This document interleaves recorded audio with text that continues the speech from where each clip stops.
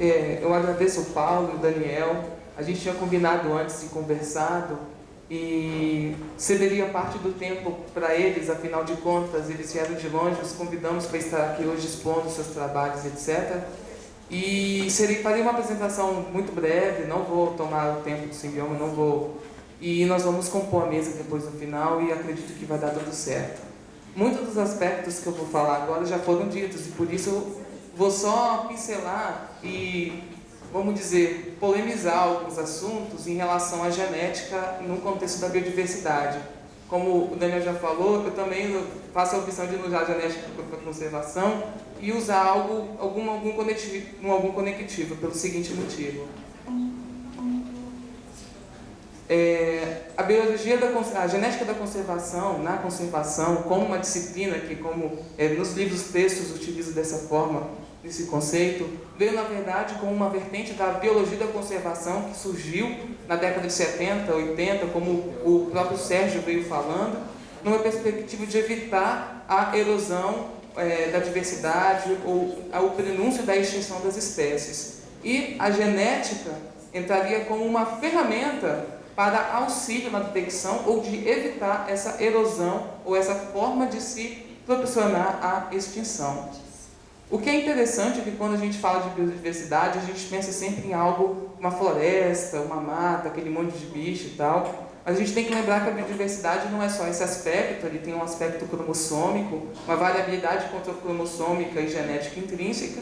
E para alguns biólogos moleculares que às vezes nem imaginam muito essa floresta, já preferem olhar a variabilidade genética, como o próprio Daniel e o Paulo comentaram já. Mas independente disso, a gente observa a diversidade genética de várias formas, e eu queria apresentar esse exemplo aqui bem interessante para vocês, que são conhecidas como Rat-Faced Spider. Eu acho que dá para entender por quê, que elas são bonitinhas, ó, fazem rostinhos. São aranhas havaianas que apresentam essa plasticidade fenotípica muito grande e que reflete uma plasticidade, uma variabilidade genética. Logo, falar em biodiversidade genética é falar também em variabilidade morfológica, porque é um reflexo da interação de um fenótipo e do genótipo. E a diversidade é imensa dentro dessa espécie. Existe uma variação de carinhas, de felicidades diferentes, vamos dizer assim. E para quem duvida ainda que olhar morfologia não é genética, só a gente lembrar que Mendel descreveu todas as bases e a filosofia de toda a genética olhando corzinha, forma de ervilhas. À medida que o tempo foi passando, as técnicas foram se inovando, observou-se então a biodiversidade escondida primeiro nas proteínas, e hoje em dia temos técnicas super avançadas que já vão direto na sequência do DNA. Na maior parte hoje do estudo de biologia de conservação, é claro, está voltado principalmente nessa variabilidade genética existente dentro da sequência de DNA, que a princípio é onde se tem a maior lupa de aumento quando a gente quer ver variabilidade. E o que ponto que eu quero questionar aí, que eu acho que é pertinente aqui? A biodiversidade genética entra no contexto da conservação, como o Paulo falou. Afinal de contas, a teoria da genética de baixa diversidade sozinha explica, ou pelo menos teoricamente embasa, por que as espécies entram em extinção, como o modelo que ele mesmo falou.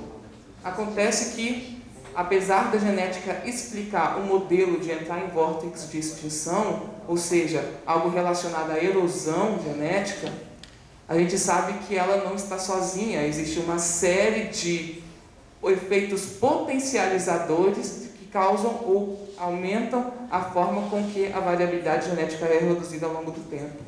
Existe uma discussão muito grande entre biólogos da conservação e geneticistas, de que aqui não vem muito ao caso, de qual é o ponto, de qual é a potência, o potencial da genética para causar a extinção de espécies, uma vez que existem espécies assexuadas com baixa variabilidade vivas até hoje, e espécies com baixíssima variabilidade, vertebrados, que também estão presentes na natureza até hoje.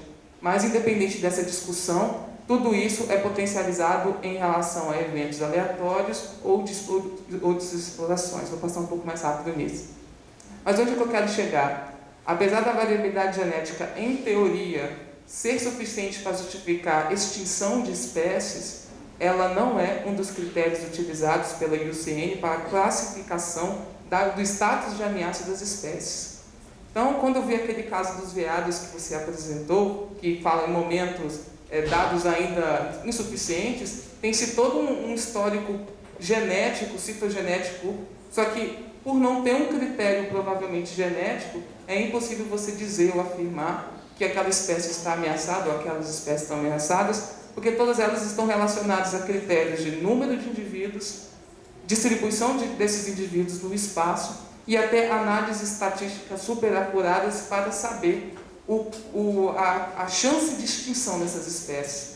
E, em teoria, nada da genética aqui é considerado.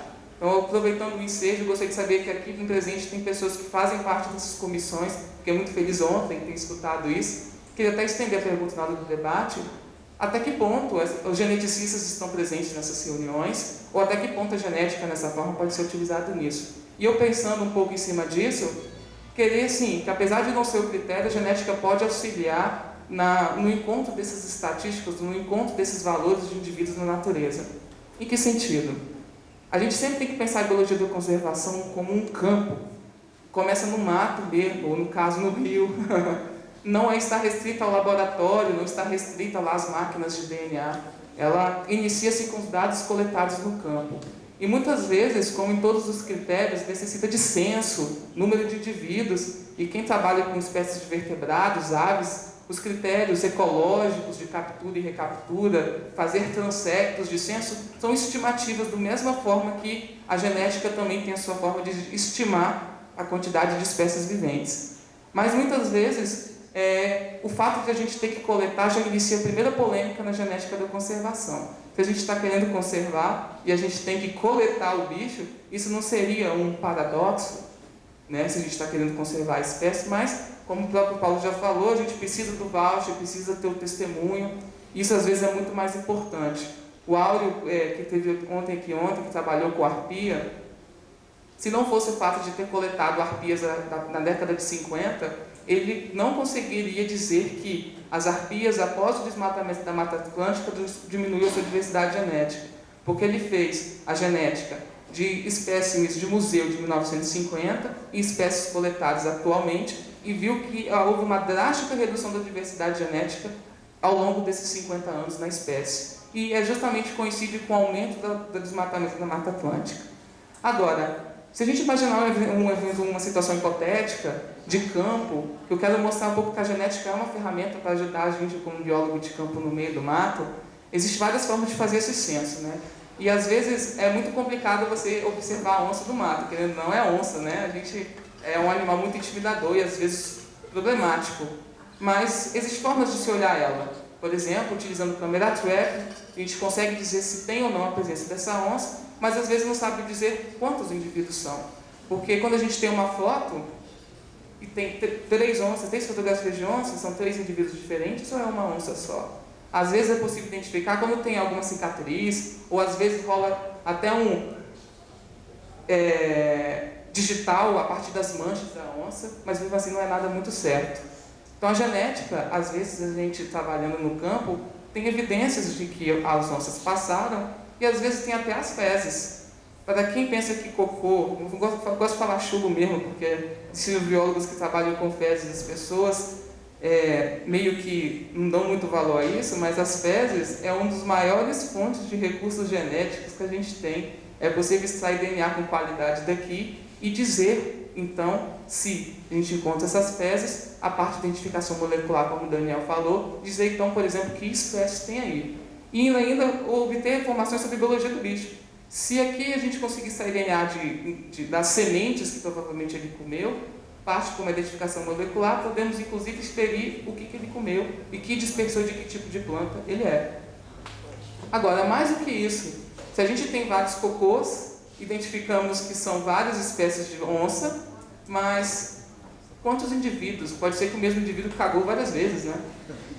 Aí entra novamente um recurso genético que nós chamamos de genotipagem, que aí é possível a gente criar um perfil genético, fazer uma espécie de paternidade, observar perfis genéticos individuais, o DNA fingerprint, e dizer, por exemplo, quantos indivíduos cagaram, fizeram cocô, e novamente fornecendo uma informação de quantos indivíduos, uma questão de censo, a partir de um dado genético. E ainda mais do que isso, sabemos quantos indivíduos, sabemos que espécie, e para aquelas análises